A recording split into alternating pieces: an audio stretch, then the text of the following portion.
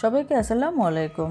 আজকে পাকা তাল দিয়ে তৈরি করছি মালপোয়া। অনেকটা পোয়া পিঠার মতোই, খেতেও ভীষণ মজার এবং বলের মতো প্রত্যেকটা পিঠাই ফুলকো হবে। আশা করছি আজকের এই রেসিপিটি আপনাদের কাছে ভালো লাগবে।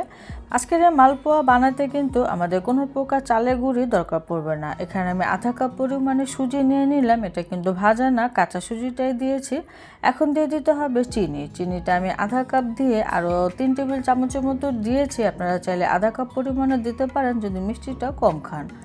এখানে আমি 1 কাপ পরিমাণে ময়দা দিয়ে দিচ্ছি। তারপর দিয়ে দিচ্ছি 1 চা চামচের থেকে একটুখানি কম হবে লবণ।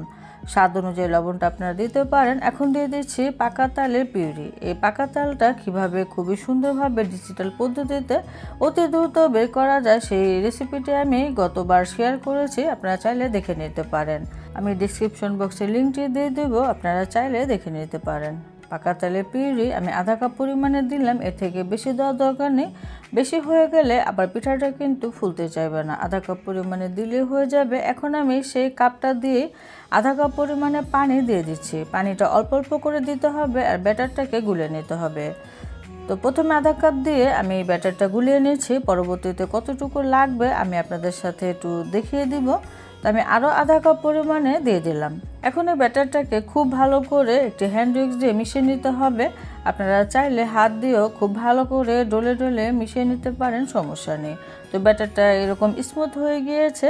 এখন আমি এটাকে রেস্টে রেখে দেব প্রায় 20 থেকে 30 মিনিটের জন্য। এতে করে আমাদের সুজিটা খুব সুন্দরভাবে সেট হয়ে যাবে এবং চিনিটাও খুব সুন্দরভাবে গলে যাবে। চিনিটা থেকে কিন্তু পানি বের হবে, সুতরাং প্রথম অবস্থা পানিটা বেশি দেওয়া যাবে না, কমই দিতে হবে। এখানে আমি দিয়ে দিচ্ছি নারকেল কোরানো 2 টেবিল চামচ পরিমাণে দিলাম। আসলে পিঠা নারকেলের ছোঁয়া না থাকলে পিঠা খেতে কিন্তু ভালো লাগে না। এখন আবার খুব ভালো করে মিশিয়ে নিলাম। আমি এখানে 1 কাপ পরিমাণে পানি দিয়েছি।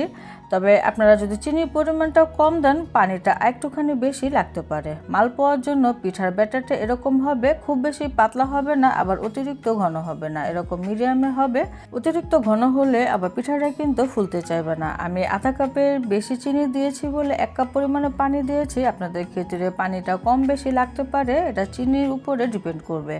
তো চুলায় আমি প্রথম থেকে তেল গরম হতে দিয়েছিলাম। তেলটা গরম হয়ে গিয়েছে, চুলার জালটাকে এখন কমিয়ে দিয়েছি। তারপরে সে 1 চামচ ব্যাটার দিয়ে দিচ্ছি। আমি চামচটা ভরে 1 চামচ দিয়ে দিলাম। আপনারা যে কোনো মেজারমেন্ট কাপ ব্যবহার করবেন, তাহলে প্রত্যেকটা পিঠাই এক সমান হবে।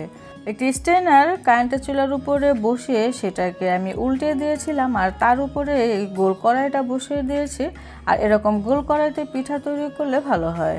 তো কিছুক্ষণের মধ্যে দেখা যাবে পিঠাটা এরকম উপরে উঠে এসেছে। তখন চামচ দিয়ে কিছুটা তেল উপরে দিয়ে দিতে হবে। এতে করে দেখা যাবে কি পিঠাটা খুব সুন্দরভাবে ফুলে বলের মতো হয়ে গিয়েছে। তো একটি পিঠা আমি এপিট উপিট করে নেড়ে চেড়ে ভেজে তুলে নিলাম। কালারটাও খুবই সুন্দর এসেছে, একেবারে পাকা তালের মতো। এখন তেলটা ঝরিয়ে পিঠাটা নামিয়ে একটি টিস্যু বা পেপার উপরে রেখে দিতে হবে। এতে করে অতিরিক্ত তেলটা ঝরে যাবে। আমি আরও একটি পিঠা দিয়ে শেয়ার করছি। এখানে কিন্তু কোনো কাটছাট করছি না।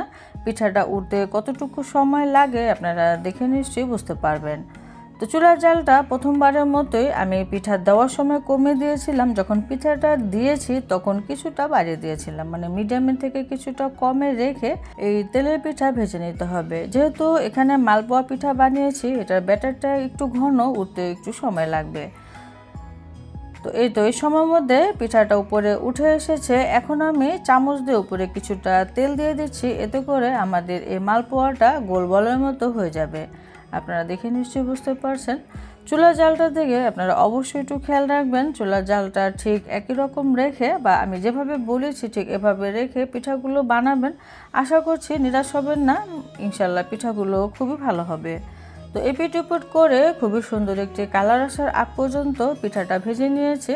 এখন আমি তেলটা ঝরিয়ে একটি টিস্যু বা পেপার উপরে নিয়ে নেব। প্রত্যেকটা পিঠা আমি ঠিক একইভাবে ভেজে আপনাদের সাথে শেয়ার করছি। তো আমি সবকটা পিঠা তৈরি করে নিয়েছি। এর মধ্যে 2-1টা পিঠা গরম গরম খাওয়া হয়ে গিয়েছে। একটি পিঠা আমি ভেঙে শেয়ার করছি, ভেতরটা কতটা ফুলকো হয়েছে আপনারা দেখে নিশ্চয়ই বুঝতে পারছেন। আশা করছি এই রেসিপিটি ফলো করে যদি মালপোয়া তৈরি করেন তাহলে খেতে ভীষণ মজার হবে, নিরাশ হবেন না। ইনশাল্লাহ আপনাদের পিঠাটাও পারফেক্ট হবে। আমার ভিডিওটির দ্বারা কেউ যদি উপকৃত হন তাহলে ভিডিওতে অবশ্যই লাইক শেয়ার কমেন্ট করতে ভুলে যাবেন না। সবাই অনেক বেশি ভালো থাকবেন। বিদায় নিচ্ছি। আল্লাহ হাফেজ।